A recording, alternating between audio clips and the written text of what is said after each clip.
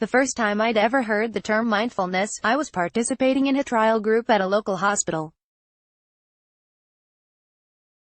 The hospital was just beginning to introduce a DBT, dialectical behavior therapy, group for patients with mental illness, in which mindfulness is a key component. I remember being handed a raisin and being told to move it around in my hand and squeeze it between my fingers, feeling its weight and the space it took up before putting it inside my mouth. The idea was to become completely focused on the raisin, so focused that no other thoughts were present in your mind. This was an interesting concept, but at the time, I did not understand how to apply mindfulness to anything other than raisins, which made it a fairly useless concept to me and my everyday life. Ironically, I was exactly the type of person who would benefit greatly from mindfulness. My life seemed to lack something. I was not unhappy, but I wasn't happy, either.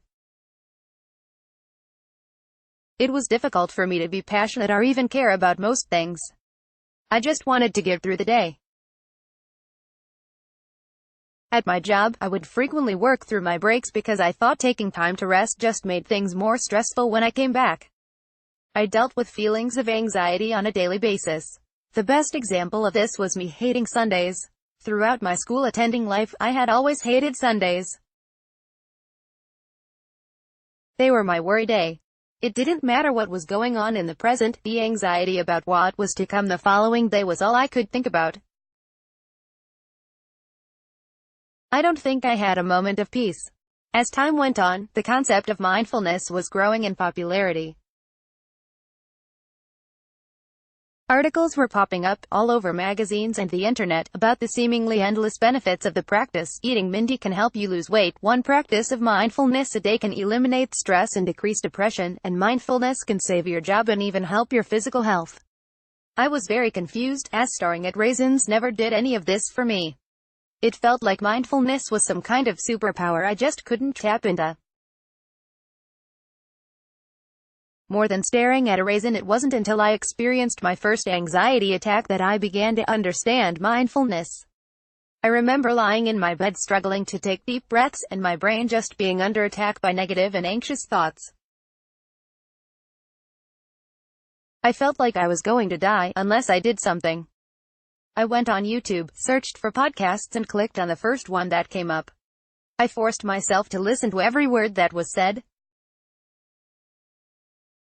For those 45 minutes, that podcast was my gospel. If my thoughts strayed to outside worries, I would force myself to bring them back to the podcast, even repeating the words in my head at times to focus entirely. Slowly, I began to incorporate mindfulness techniques into my everyday life. At work, I started taking my break.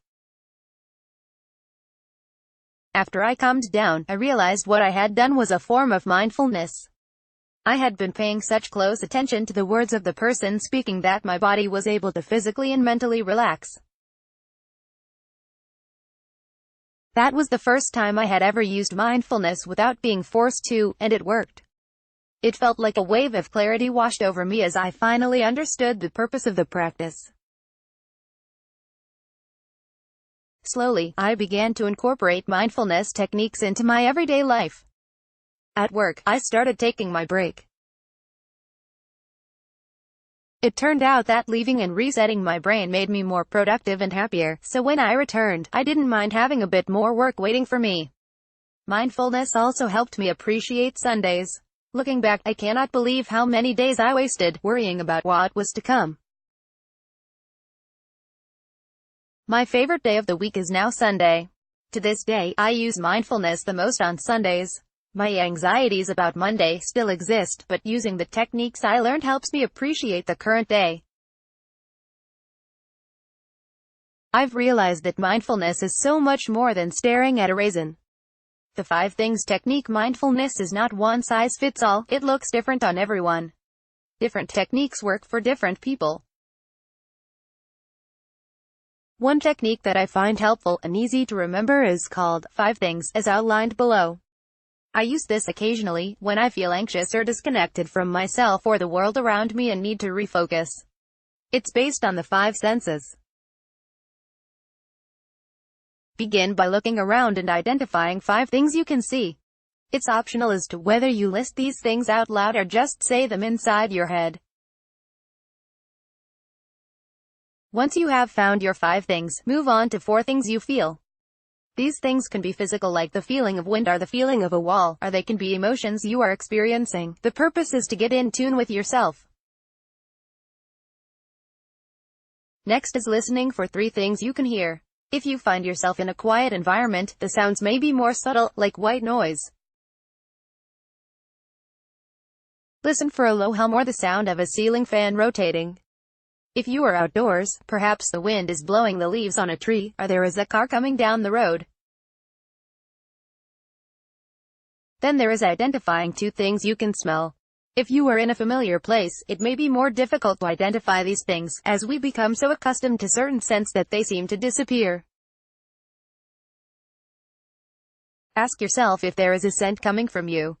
Does your hair smell like the shampoo you used this morning? Do your clothes smell like the dryer sheets you use? The last step is to identify one more thing. That one thing can be whatever you want it to be. If you wish to continue on with the 5 senses, it would be something you can taste. Personally, this was a hard one for me, unless I had a drink or food with me. Some other ideas are identifying one thing you are grateful for, one thing you like about yourself, one good thing that happened.